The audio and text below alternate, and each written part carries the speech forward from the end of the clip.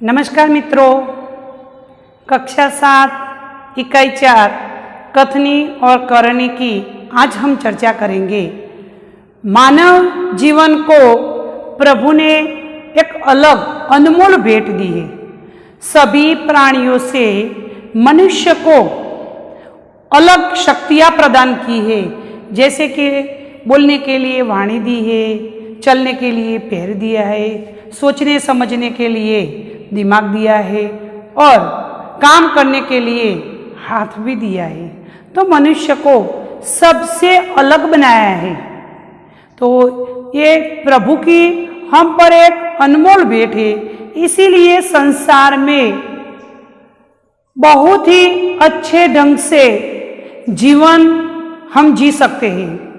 लेकिन कई बार ऐसा होता है कि संसार में मनुष्य अपनी जीवन जीते समय कहता कुछ और है और करता भी कुछ और है। कहना कथनी यानी कि कहना, करनी यानी कि काम करना। कहना भी कुछ और करना भी कुछ और। तो मनुष्य गलत ढंग से भी कई बार ऐसे कार्य करते हैं जिसके कारण जब वह पकड़ा जाते हैं तब वो हंसी के पात्र बनते हैं। तो छात्र, मनुष्य को प्रभु ने अलग शक्तियाँ दी है, यानी कि अलग अलग भेंट प्रदान की है। इस जीवन जीने के अलग भेंट प्रदान की है। तो हमें जीवन में हर समय हर वक्त सच ही का साथ देना चाहिए और जो कहते हैं वैसा ही करना चाहिए। ऐसा इस इकाई में हम देखेंगे कि कई बार मनुष्य कहते भी कुछ और है और करते भी कुछ और है, और जब वो पकड़ा जाते हैं तब वो हंसी के पात्र बनता है। तो निबंध के स्वरूप में यहाँ इस इकाई को उजागर किया है। हम देखेंगे,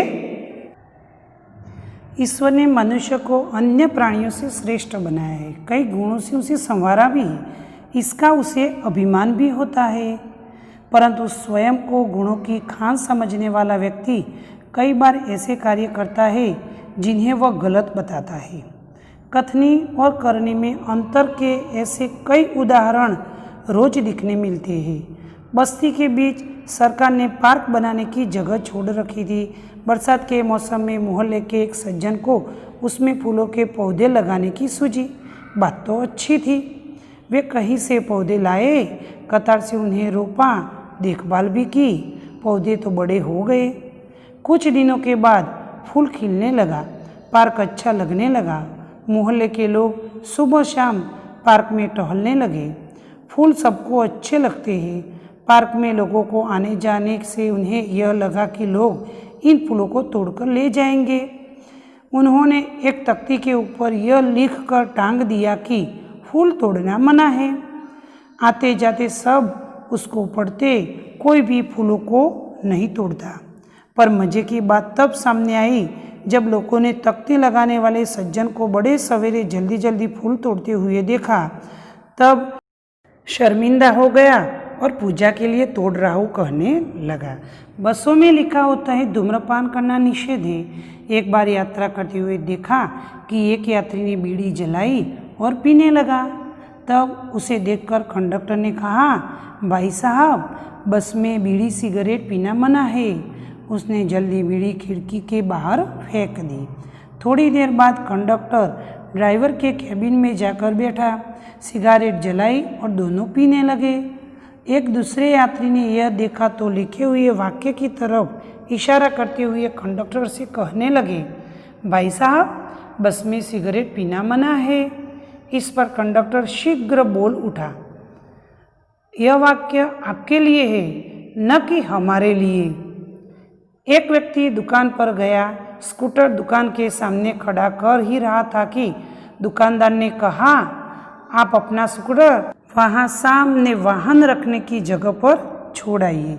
मुझे ज़्यादा समय तक थोड़े ही रुकना है, मैं तो सामान लेकर अभी चला जाऊँगा। पर दुकानदार के सामने बीच सड़क पर स्कूटर खड़ा रखना कोई ठीक बात नहीं है।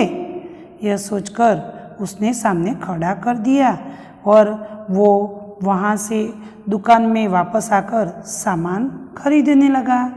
इतने में स्कूटर लेकर दुकान पर एक लड़का आया। स्कूटर दुकान के सामने खड़ा करके वह दुकान में चला आया। आपने इसे मना नहीं किया? तब दुकानदार ने कहा कि यह तो मेरा बेटा है। कुछ लोग ऐसे भी होते हैं जो आदर्श की बातें करते हैं, लेकिन जब उन्हें अपनाना पड़े तो वे आदर्श भूल जाते हैं। एक दिन एक सज्जन ने घर उनके मित्र मिलने आए। दोनों मित्र बातचीत में मग्न थे कि किसी ने दरवाज़ा खटखटाया। उन्होंने खिड़की से झांक कर देखा, बाहर मकान मालिक खड़ा था, जो पिछले 4 माह का किराया मांगने बार बार आया करता था। उन्होंने अपने बच्चों को समझाकर बाहर भेजा। जब बच्चा बाहर गया तो मकान मालिक ने उससे कहा कि तुम्हारे पिताजी से कहो कि मैं मकान का किराया लेने आया हूँ। पिताजी ने कहा कि वे घर पर नहीं है, ऐसा बच्चे ने कहा। तब बच्चे की बात सुनकर मकान मालिक हंसने लगा और घर में बैठे मित्र के चेहरे पर भी मुस्कान आ गई, जिसे देखकर वह सज्जन शर्मिंदा हो गया। एक सज्जन ने अपने पोते को यह सिखाया था कि हमें कभी काम गलत ढंग से नहीं करना चाहिए, सदा अपनी बारी की प्रतीक्षा करनी चाहिए। बिल जमा कराने वालों की लंबी कतार देखकर वे कोई उपाय सोचने लगे। उन्होंने खड़े हुए लोगों को ध्यान से देखा। आगे ही एक परिचित व्यक्ति दिखाई दिया। तब वो तुरंत उनके पास पहुंच गए और बेटा, ये बिल तुम घर पर ही भूल आए थे, लो इसको भी जमा कर दो। ये वह व्यक्ति कुछ बोले उसके पहले ही बिल व राशि उसके हाथ में थमा दी और एक तरफ जाकर खड़े हो गए। पोता बार बार अपने दादाजी को कहता था, दादाजी लाइन में लगिए ना। उसकी बात सुनकर सब लोग हंसने लगे। कई लोग ऐसे होते हैं जो आदर्श की बातें तो करते हैं पर उन्हें अपनाते नहीं है। इस प्रकार का आचरण अच्छा नहीं होता।